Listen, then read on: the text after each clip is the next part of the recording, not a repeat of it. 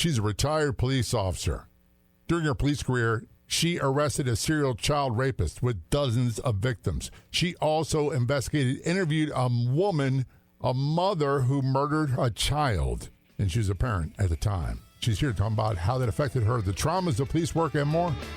Welcome to the Law Enforcement Talk Radio Show. In the Law Enforcement Talk Radio Show, we are joined by special guests talking about their experiences, the realities of investigating crimes, plus those who have experienced horrendous trauma. Police, first responders, military, and victims of crime share their stories. Hi, I'm John J. Wiley. In addition to being a broadcaster, I'm also a retired police sergeant. Be sure to check out our website, letradio.com, and also like us on Facebook. Search for the Law Enforcement Talk Radio Show. Do you want to be a guest on Law Enforcement Talk Radio Show and podcast? It's really quite simple. And before you get into this notion that I'm not a cop, I wasn't a cop, I don't have something to contribute. Well, the show is about investigating crime. That's one aspect of it from the real life perspective of those who did it. And then it's also about trauma, how trauma impacted them, often crime-based, but not always.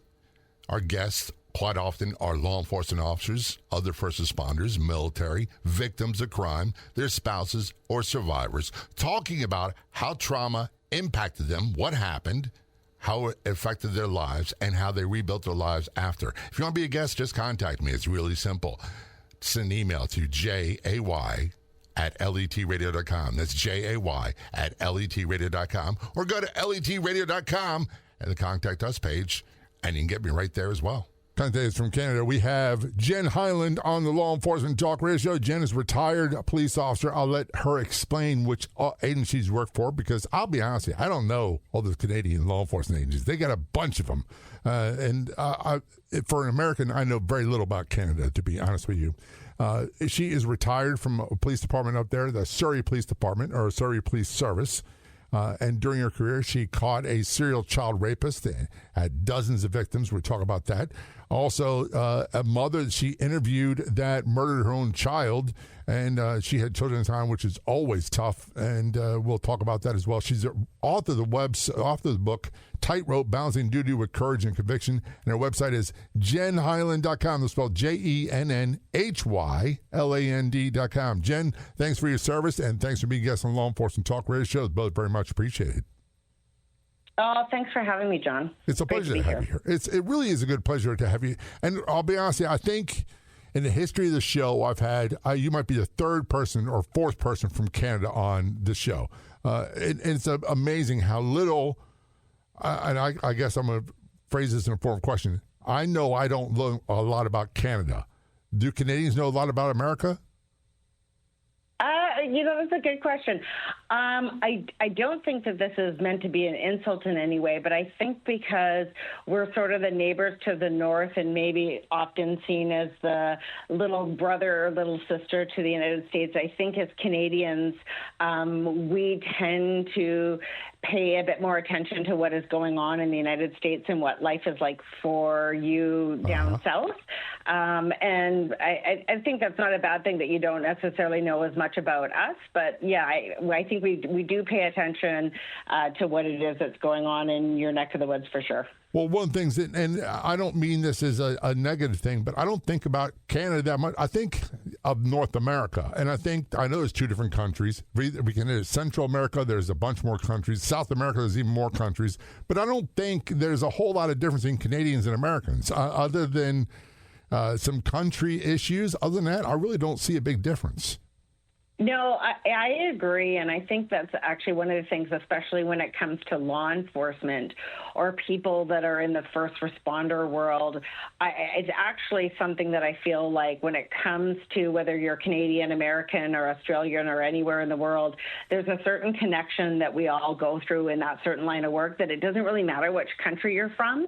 And because that's been such a big part of my life, and actually getting to know people around the world, that I agree with you. I don't really see the types of differences between Canada and the United States, and I often have my law enforcement lens on when I'm meeting people anyway. So yeah, I agree. And by the way, we'll talk about that lens a little bit later on.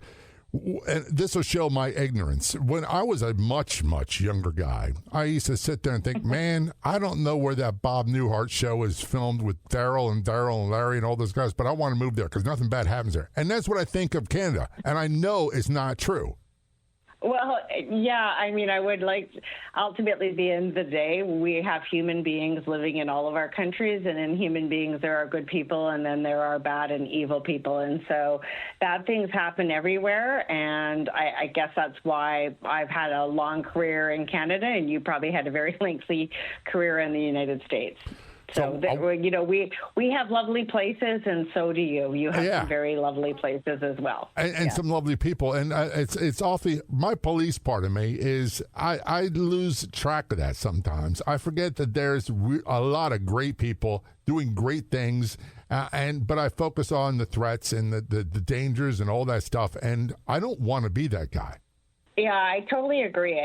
And you said we'll talk about the lens, but it is a thing you have to both learn to do when you start the job, and then it's almost impossible to unlearn it when you leave the job. And, they did studies on when they asked people, okay, what do you think of when you hear that there's a Boy Scout leader, and police officers will put up their hand and they'll say, oh, we're a pedophile. And it's just like there are millions of Scout leaders that are great people. And just because a handful of them were abusers, the police officer and us puts that lens on all of it instead of just separating out that it's a very rare thing. But in our line of work, we're exposed to it so much, it's almost impossible to separate that part of our thought process. And part of this, I was explaining to some friends earlier today, and I'm retired from the Baltimore Police Department in Baltimore, Maryland, and lots of violence, lots of trauma, far more than I ever thought. And I tell people, I don't go into a lot of details, I was in 4 shootings in 10 years. The first 2, I never fired a shot back, and a lot of close calls in between. The last 2 were certainly different affairs, but I was hurt and retired young. I was 33 when I was retired, and I am damaged goods without a doubt. Yeah, that is, it's one of the things that I actually talk about, too, is just because somebody does 40 years in policing doesn't mean that they have more exposure, trauma, or damage than somebody who's done 10 years. Right. Because when you show up to take those calls of service, there is no waiting in line for the next easy call. And the universe sometimes isn't fair. Some very young police officers in their first 5 years have been in officer-involved shootings, have maybe shot somebody, have been exposed to things. And then you can have an officer where they do 20 years and they'll always have exposure, but it's not, the years of service is not relative in my mind. I always say to people, don't assume that somebody who left the job sooner didn't do a lifetime of exposure in that length of time. So while we're talking about police careers, tell us a little bit about yours, because you work for 3 different agencies. I did, yeah. So I started my career at a mid-sized police department in BC called New Westminster, and it was about 130 police officers and 50 staff. But it was in the late 1990s, and there was a massive crack cocaine epidemic going on the streets. And so my start of my career was very, very, very busy uniform policing, lots going on in the streets. There was a real terrible, massive serial killer in Canada at that point in time in that region called Robert Pickton. And he was known for snatching sex trade workers off the street and then taking them to his pig farm where he would kill them and butcher them and often feed their bodies to pigs as a way of getting rid of their bodies. And I was one of the individuals who... A bad Hollywood movie. Yeah, I think they've made a couple of bad B movies about it, but yeah. Well, I'm going to return that conversation in a few moments, and we'll wrap up about your police career. Then we'll get into some of the challenges that you've experienced along the way. We're talking with Jenn Hyland. She's retired from the Surrey Police Service in Canada. She's a retired police officer. She's written a book called Tightrope: Balancing Duty with Courage and Conviction. And her website is jennhyland.com. It's spelled JENN HYLAND.com. This is Law Enforcement Talk Radio Show. We're going to take a short break. I promise you we'll be right back, and you don't want to miss what we're going to talk about, so don't go to where. We're heading right back. Of all the radio stations in the United States, there are no other shows like the Law Enforcement Talk Radio Show. And on Facebook, there's only one official page. Do a search on Facebook for the Law Enforcement Talk Radio Show. And be sure to like the Law Enforcement Talk Radio Show Facebook page.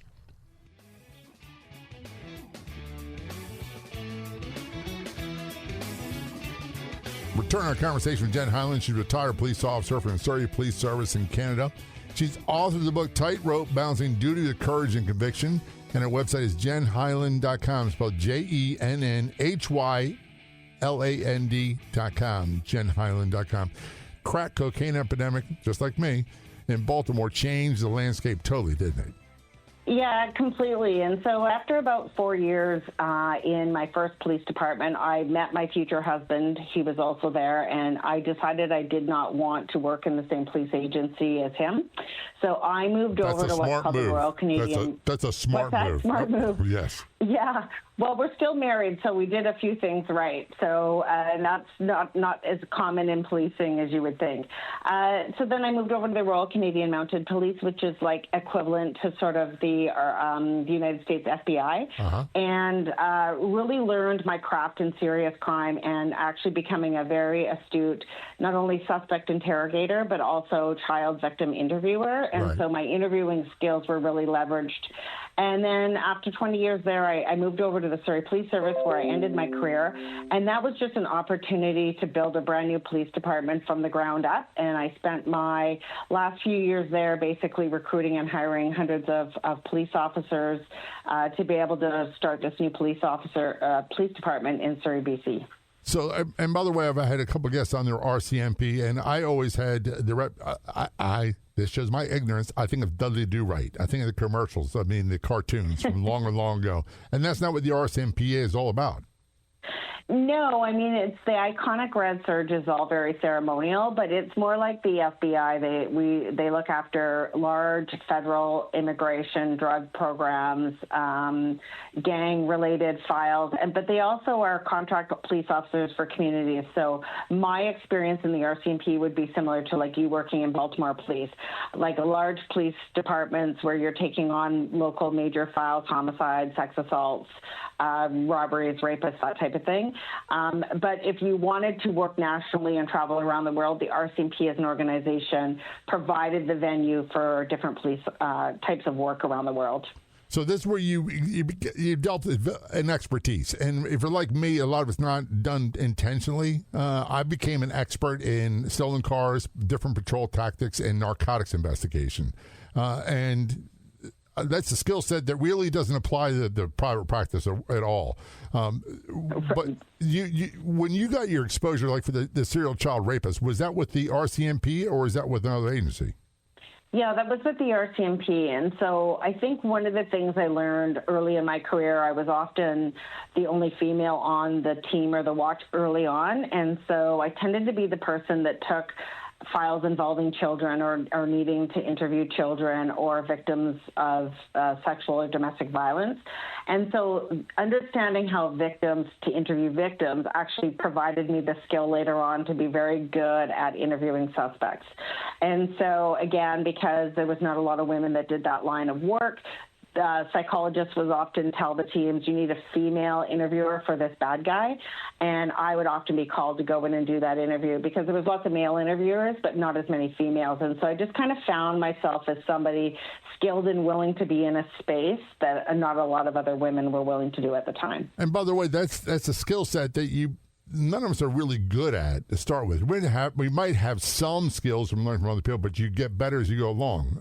Would you say that was the case with you? Oh, absolutely. Yeah, a lot of it was sort of trial and error and just sort of realizing that you're the best interviewer you are when you're closest to your own personality. So you're not having to pretend to be something that you're not, right, because the interviews can go on for hours. And so I found that my style was to relate as much about myself personally and keep my story straight by just being honest in the interview. And when you do that with suspects and victims, they really is the best way to get the most authentic information back because you don't get tripped up like you're lying or deceiving them. And so that ended up being my style just because it was a natural way to converse with people. And one of the good things about that is obviously it's more difficult to maintain a role or to lie. If you're just being honest, it's much easier to answer correctly all the time. The negative part of it I would see is that some of these people, some of these killers in particular, some of these serial criminals that do the same stuff over and over again are really good at counter-interrogating. Yeah, it's one of those things where I think that it's some of the times where I have a little bit of unease and not nightmares about some of it, but just that way of doing business results in you being a little bit vulnerable in the room as well, where they know a little bit about you also. And so there were moments where, evil people said things that made me feel unnerved, that I had maybe either shared too much or, gone into. I went in with a serial rapist one time, and I had my engagement ring on, and he was commenting about how nice my diamond ring was. And, you think that you're having a conversation that's breaking down their guard, but to your point, they're having a conversation to figure out, like, is there a man in your life, or, like, right. Where are you living? And so there are some things that definitely leave you a little unnerved at the end of it. I want to go to the serial rapist. How did you get called into that investigation? So the serial rapist to do with all the kids was in a daycare file, and it is no different than what happens with a lot of child files. On one particular day, a child went home and made a comment to the mom about something that had happened in daycare, and it startled the mom, and it had to do with the husband of the daycare operator and the little girl talking about how uncomfortable she was going to the bathroom. So it was a sort of connected to her private part area and the presence of the male. And so that unfolded at Christmas time, and that first family came in, and I believe that I did that very first interview. The child was not quite 4 years old, which is very young, but I was considered an expert child interviewer. And that first child, at the end of that interview, we had to go back and confirm to the parents that our belief was the child very possibly experienced an anal rape by the suspect. And so we were a week before Christmas, and there were 12 kids in that daycare. We contacted every family member and brought everybody in for interviews, all the kids. But she had operated that daycare for about 10 years, and so we had to go back and find 10 years of children who were now older, and found just a history of inappropriate touching. He didn't anally rape every child that he was left alone with, but the list of victims that we went to trial with, ultimately at the end of the day, he confessed to raping a series of kids all under the age of 4, but he would only confess if we had been able to get the child to tell us something first. So we would mention a child, and he would say, what did that child tell you? If we told them what the child told us and it was in, he would say, yes, I did rape that child. And then if we had another child that only said that he touched them on top of the clothes, that's all he would admit so to. He wasn't giving the information freely. It was just corroborating what you had in front of everybody. By the way, we're taking a short break on the note. We're talking with Jenn Hyland. She's a retired police officer from the Surrey Police Service in Canada. She's author of the book Tightrope: Balancing Duty with Courage and Conviction, and her website is JennHyland.com. It's spelled JennHyland.com. This is Law Enforcement Talk Radio Show. We'll take a short break. I promise you, we'll be right back. Be sure to download the free Clubhouse app. It's like having your own talk radio station on your phone. And best of all, it is free. Be sure to follow John J. Wiley at LET Radio Show and look for major announcements. That's right, the Clubhouse app is free. And be sure to follow him for major announcements. That's John J. Wiley or at LET Radio Show. Did I mention that it is free?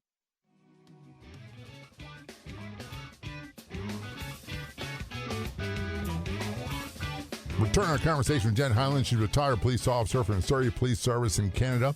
She's author of the book Tightrope: Balancing Duty with Courage and Conviction, and her website is JennHyland.com, spelled JennHyland.com, JennHyland.com.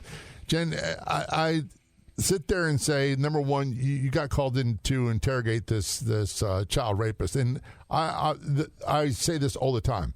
The crimes that still bother me the most are the ones that I could not close, even the ones I did close involving children, and also the elderly. Those are the ones that bother me the most, and I can't seem to get them totally out of my head. And they tend to raise their head when I'm least prepared, when I'm not doing things like getting proper sleep and all that stuff.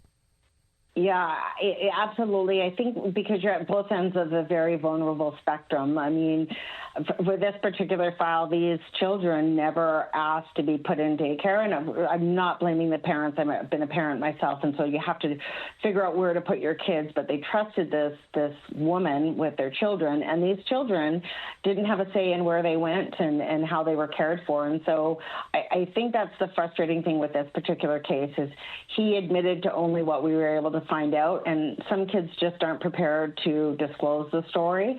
Some people will never talk about it, and so we always knew that he had done more than we were able to get him convicted of. And at the end of the day, the judge sentenced him to 4 years in prison for raping a whole series of little kids. And I think we talk about the whole justice system, and it really grinds me that we use the word justice because it is a legal system. It is a legal process system, but the word justice often has no business being in that frame of mind because that's not what these kids got. They didn't get justice. No, they didn't. And quite honestly, I hope they're doing well, but the sad truth is some of them do not. No, absolutely. And I think that in my 27 years of policing, I would often deal with violent offenders later on in life. And in talking to those violent offenders about their crimes, I would often uncover that when they were younger, when they were just vulnerable little kids, they were beaten or sexually abused or mistreated either in foster care or their homes. And it's no wonder that their life trajectory sometimes goes the way it does because there was unresolved care and issues for them when they were younger. It's very cyclical and it's very sad. Another thing too is, number one, I go and speak for me, that there's certain people you interview and you're okay with it. There's other ones, murderers, child rapists, all that stuff that really make you want to snap on people, and you can't do that. Number one, it's a violation of law here in the United States. I can't speak for Canada. Number two, it's not an effective way of interviewing someone. Right. Yeah. I mean, I had more than I have some moments in my career where I would say I'm less than proud of my conduct, but you'd be dishonest if you weren't. You're not alone here. I mean, there were times I could have handled things better. Right. Yeah, absolutely. There were times where I was not great in the interview, but, I always feel like I made up for it in the moments where I was able to kind of like maintain my composure, get the person to tell the full story. I mean, afterwards, there are ramifications. That there's files that I still think about, the nature of the confession and what stemmed from it after the fact that still percolate in my mind at times. Like you said, they randomly show up when you least expect the thought to pop into your brain, right? And the thing that troubled me, and I can't speak for you, and you do not have to answer this. Part of the problem I have is, look, there's parts of my personality I didn't know existed. I was raised to be a gentleman. I was not raised to be violent, all that stuff. And there are some people, and I'll use your scenario as an example. Child rapists will bring out the absolute ugliest part of you. Right. Yeah, I think law enforcement and the career will expose, if you have at all a dark thought or dark side, the exposure that you get will have you come face to face with that in the mirror. And that is some of the stuff that we often don't talk about in law enforcement. It's one of the things that breaks my heart because I think there is a high incidence of suicide and drug abuse in law enforcement. And I think it's often those dark sides or dark moments that police officers have a hard time processing that become struggles for them. Well, part of the problem is, and I tell people this, and they don't understand unless they've worked in law enforcement, and this goes to a lot of people use the term moral injury nowadays. I don't really care for that, but I paraphrase and say, if I'm walking on the street and people are nice to me, they talk to me, if they only really knew what I've been through and the type of violence I can enact, and I'm not saying it's not justified, but the kind of violence I can dish out, would they be so nice to me? Right. I mean, I think that's not even just law enforcement. I think everybody has a side to them where, once you have either children or important people in your life, you ask yourself, is there a situation that would result in me being able to be violent to defend or protect something or someone that I love? And I think that, the answer for people, not just police officers, is yes, there is a point at which I will defend myself, my loved ones, the things that are important to me in my life. And I think that exists for everybody. It's just that we in law enforcement have probably come a little bit closer to experiencing what that can look and feel like than maybe the average person has. And I want to go back to your story. So when you were interviewing this child rapist, were you a parent at the time? Yes. That makes it harder, doesn't it? Yeah, the hardest part about that whole file, I was the team leader, so I was the sergeant in charge of the team of 8 that was doing the file, and it was a week before Christmas. Probably half the team had kids. 3 or 4 of the guys on the team had children the same age as the victims. And one of the moments that broke the team was when they had to go and retrieve a bunch of exhibits, which included the underwear of the young girls. And the one fellow on the team went to seize the underwear, and she had been wearing a Dora the Explorer underwear, and in the same size and color and the same underwear that his own daughter had and wore. And so that day that he came back, he made it very clear to me that he could do certain more things on the file, but that had gone to a space a little bit too far for him personally and professionally. And so at the end of the file, when we had the psychologist come in to debrief everybody and help everybody move on from it, it was a moment where I realized, and this is maybe one of the reasons why I wrote the book, I left the debrief where everybody was crying and shaking and people were upset. I went to the bathroom and looked in the mirror and I felt nothing. I just felt numb and neutral and nothing. And I thought, I am so weird. I should be really upset about this. But I just felt like, bring on the next file. I'm just numb inside and I can do anything now. I'm not laughing at you because I can relate to a lot of that. And I jokingly tell my wife, we've been married a long time, that, I assess danger and fear differently than other people do, because I was exposed to a lot as a police officer in Baltimore, and it's different. And this thing that psychiatrists love to use the term disassociated, and I can find a way to just distance myself from that. And there are other times I'm just not good at it at all, and I'm an emotional wreck. Yeah, absolutely. And I mean, there are moments when you start to feel like that, and you're like, holy Lord, am I like a psychopath? I'm a psychopath serial killer. Why? Yes, like, why don't I feel like the way I think everyone else is? And then you don't want to talk about it because you're like, it's a good coping mechanism. It allowed me to take the next file. I gave people days off, and I came back in 12 hours later and took the next call. We're going to talk a little bit more about that in a moment. We're talking about Jenn Hyland. She's a retired police officer from Surrey Police Service in Canada. She talked about investigating and apprehending a serial child rapist. And next was going to be a mother that murdered her own child. She's authored the book Tightrope, Balancing Duty with Courage and Conviction. Her website is JennHyland.com. Spelled JennHyland.com. This is Law Enforcement Talk Radio Show. Take a short break. I promise you, we'll be right back.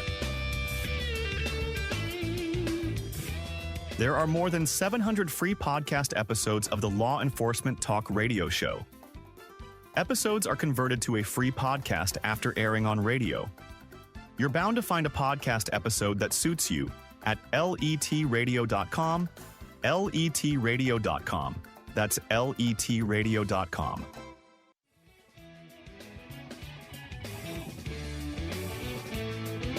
Return conversation with Jenn Hyland on the Law Enforcement Talk Radio Show. Jenn is a retired police officer from the Surrey Police Service in Canada. And during her illustrious police career, she apprehended a serial child rapist with dozens of victims. In a moment, we'll talk about a mother that murdered her own child. She was a parent at the time. She's authored the book Tightrope, Balancing Duty with Courage and Conviction. And her website is JennHyland.com. That's spelled JennHyland.com. First of all, Jenn, a lot of what you talked about, I don't think is strange at all. I think it goes with the territory of policing. And I I had someone who was RCMP, a female officer that was shot by a pedophile and lost her leg several years ago. Yeah. And those types of criminals you don't expect violence from. And I asked her that, and she was like, no, we had nothing that made us think that would be the case with him. But I think the thing about police work is you just don't know what you're going to walk into. Yeah, absolutely. I mean, not only do you really not know what you're going to walk into, but at any given time, I think the individuals, the human beings that we're dealing with, they can known to be cooperative with police 30 times that police dealt with them. And so you get told, oh, no, they're not uncooperative with police. But on the 31st time, that's their breaking point, and they decide to be violent. And so part of our job is really we're never supposed to fully trust and let down our guard. We're told that for our own safety. Yeah. And so I think that's why it goes with us everywhere in life. It's very hard to shake that learned behavior of always having your guard up. And there's a negative side there, but one of the things we were taught early on is complacency kills. And it kills all the time in police work. And you learn that if you want to survive this career, you have to, and I tell people all the time, I don't automatically distrust you, but when I get a call for service as a police officer, the first thing I do is I look to make sure you're not a threat to me. Then are you a victim or are you a criminal? And then I work with, is there evidence? And going back to your case with the child rapist, one of the things we were taught early on in the police academies, 5-year-olds, 6-year-olds, 7-year-olds, even 10-year-olds don't have a concept of sex. So if they're talking about sex and talking about adult terms, there's usually a reason why. Believe them and let the evidence prove it. Right. Yeah. And that's the shame we have to be. I don't like being that way, but that's the way I am. Yeah. Yeah. And in that case, just to close the loop on it, the judge convicted him of 4 years in prison, and his closing statement, the suspect is allowed to give a statement to the court, was that because he had anally raped them, he hadn't taken their virginity from them. And so, we talk about justice in the system, and there's just this lack of, sometimes, especially in Canada, I find sometimes the sentencing is really disappointing, and there was no good result at the end of the day for that one. And like you said, you end up moving on and just trying to close your brain off to what it is that happened so that you can just go to the next matter. And the next matter, we're talking about a mother that murdered a child, and you interviewed the woman. Tell us about that. Yeah, so I was, like I said, I'd become known as quite an astute interviewer, and in this case, the child was 6 months old, a little boy, and he died. He had some injuries, and the mother's story to the police was that she had the baby on her bed and left the room just to go answer a telephone call, and that when she came back to the room, the baby had rolled off the bed onto the carpeted floor, and that was how he sustained all these injuries. So the medical team obviously said that there was absolutely no way the child would have sustained the types of injuries that he had from what she described. So she was deemed to be a suspect. I was asked to come in and interview her. And so over the course of 2 days, my way of interviewing female offenders was really to find a way to relate to their life. And so I had 2 children at the time. I talked about how hard it is to be a new mother. I talked about how frustrating it can be when babies are crying and you're by yourself and you can't calm them down. And after 2 days of interviewing her, she confessed to me that she had shaken and thrown the baby across the room, that she'd thrown him from one side of the room to the other, landed on the bed. We believe that she'd shaken him violently in advance. And the next day I brought in a doll and asked her to reenact it. So she reenacted that. And then ultimately at the end of the day, they charged her with the boy's murder. After I had finished the interview. And what was the final verdict on that one, their sentencing? Yeah, and this is the one where, intrinsically my mental health started to really change the way it percolated. She ultimately committed suicide, so she killed herself before the matter went to court. And I was sent a notice in the mail from the investigative team, because I was the interviewer, I wasn't on the investigative team, that she had killed herself so that I didn't need to prepare to go to court. And I remember thinking to myself, in my mind, I was smart enough to know I hadn't killed her. But I was hitting a point in my career where I could no longer ignore that my role as an investigator and a police officer, I was playing a role in people's trauma and experiences. And I would go home and I'd wonder, okay, what if I hadn't gotten her to confess? Or what if I'd stopped after the confession but not had her reenact it by throwing the baby across the room? What if I'd been not maybe as good as my job? Maybe she would have been convicted but done some time and gotten out. And then I started thinking about her mom and dad. Her mom and dad lost a daughter, and her mom and dad lost a grandchild.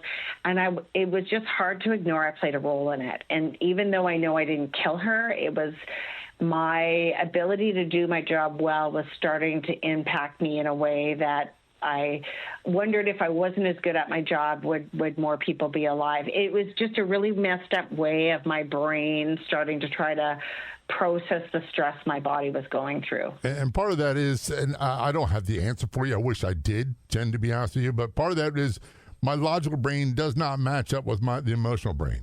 And it doesn't. Okay. And I know logically that I shouldn't think this way, but that doesn't change it. That's a brilliant way to put it. It was like I can talk my way through the logic of it, but there's this wave of physical emotion that goes from my head all the way through my body, and I can't ignore it. Feels like this thing going through me that makes me feel a certain way, even though I tell my mind that I'm not responsible. There's a feeling that's attached to that still does not feel good inside of me. And I don't think it ever will. And I can understand 100%. Is that what prompted you to write your book? Yeah, I think that what happened was before I left policing, I would share some of these feelings. As I got more senior and I became a deputy chief and I was in a leadership role. Wait a second. I'm talking a highfalutin deputy chief. Oh, my goodness.